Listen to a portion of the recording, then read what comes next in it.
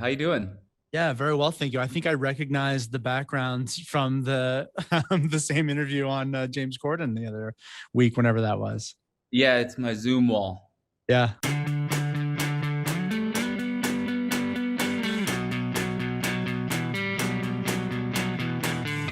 I like that a lot.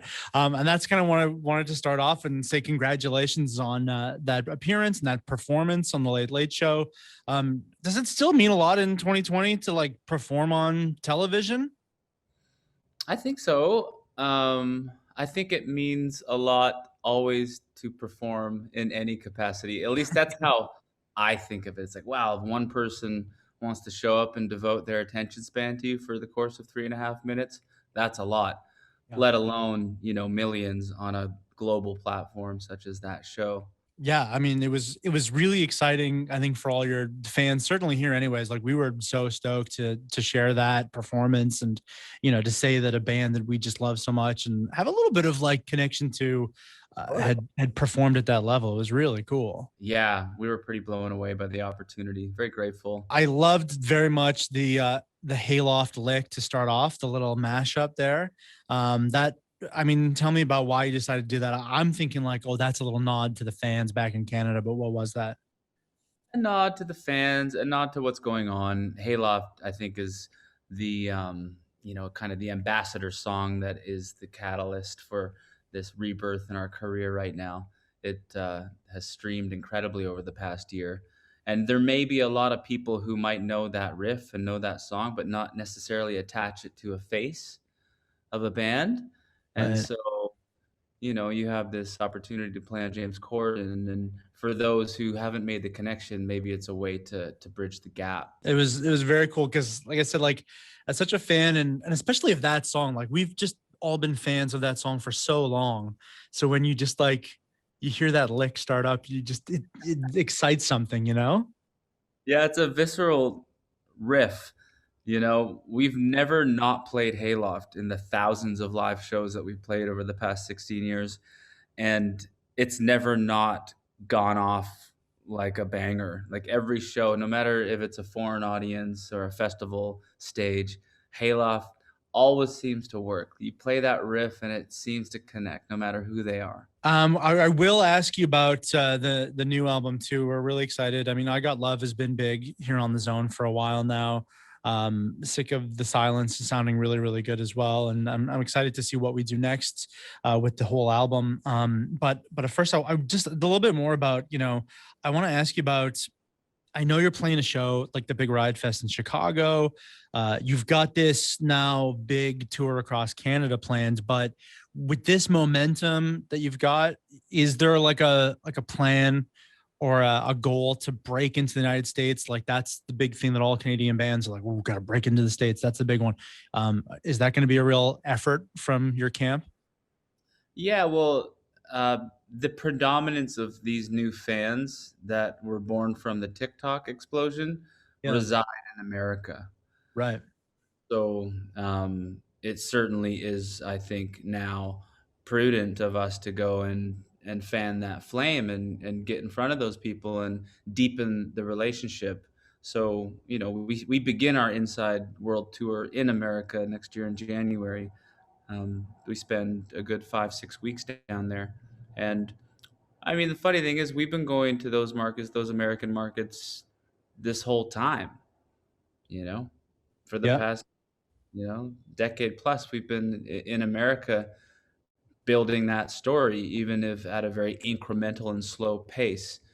But now this miraculous thing has happened to us that has just really helped that along and fast tracked that effort a bit. Well, yeah, with a performance on Corden but really the TikTok explosion, like you mentioned, like I would be very surprised if you didn't show up to Riot Fest in Chicago and like this huge new fan base of American fans would be there, right? Like I kind of want to check in with you. Not that we should be counting heads out there or anything like that, but I think that's what we're all kind of hoping for, right? Well, yeah, you always wonder how, say, internet success translates to attendance.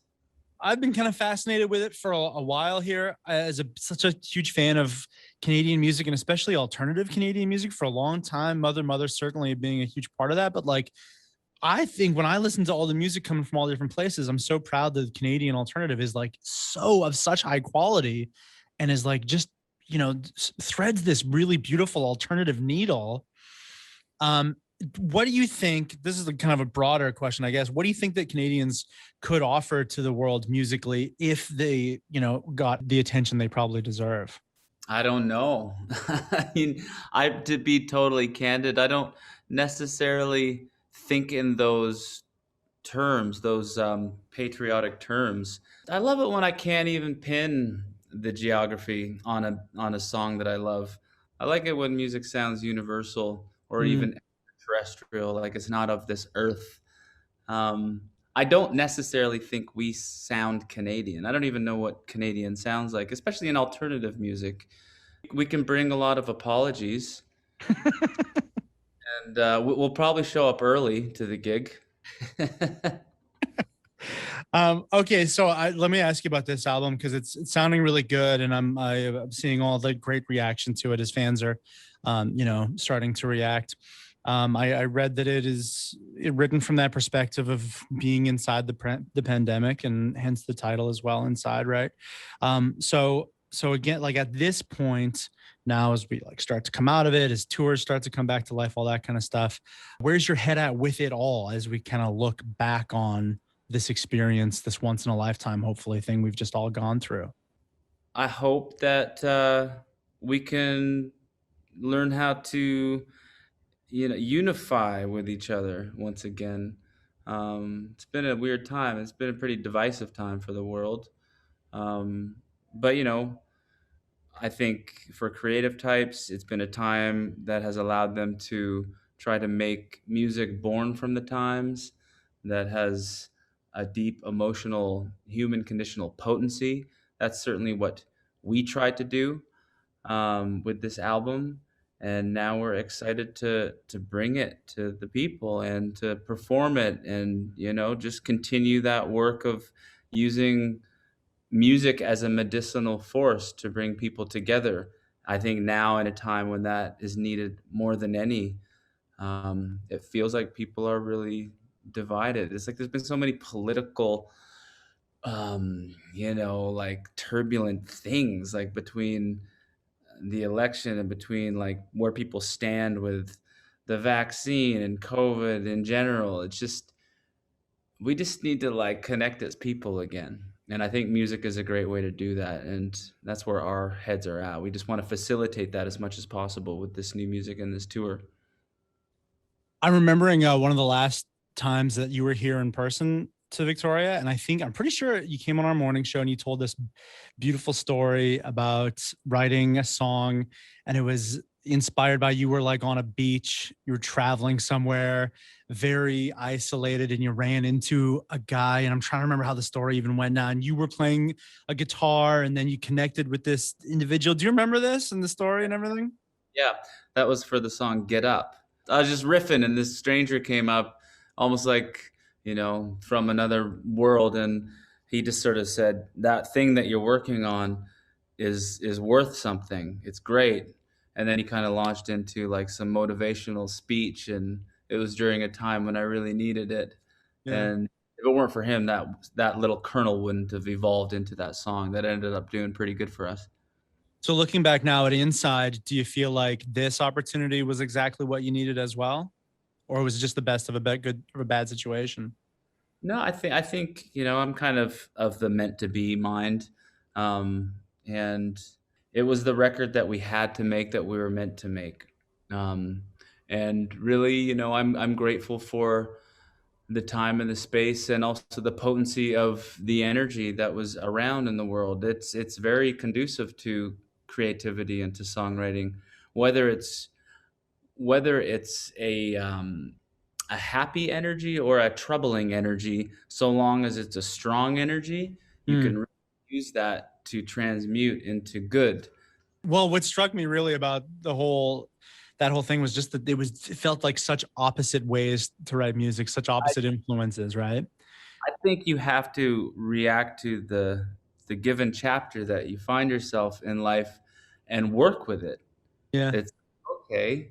There's no traveling. There's no meeting a stranger on a beach in 2020. So let's make the best of this and go on a different type of exploration, one within yourself, and see what that landscape has to offer. So now from that, did you learn a lesson of like, oh yeah, I can't wait to get back on a beach, like some strand meet strangers? Or is it more of a like, oh wow, sitting quietly, that really worked? Well, I think both are beautiful, and I think it would be nice to honor both as one moves through life, to have a link to your inner stillness, even while you're out there in the turbulent world. Um, I think it's good to be calm amidst the chaos, and a good way to get better at that is spending time alone, but then also then taking the tranquility you develop there and applying it to the fray. Well, Ryan, again, thank you so much for taking some time here and chatting with us. I'm really excited, again, about the Canadian leg of the tour. 4 shows in Vancouver, 2 are sold out already at the Commodore, maybe 3 by now. It's coming That's along. wild. Yeah. And 2 shows in Victoria here at the Royal Theatre. We can't wait to see it at the end of April next year. So take care of yourself, and thank you again. And we'll see you when you're here. Thanks, Paul. Thanks for all the support at the station. Say hi to everyone for us, and yeah, we appreciate what you do for us. Thank you. Yeah, we'll do. Thank you again, man. The Zone at 91.3.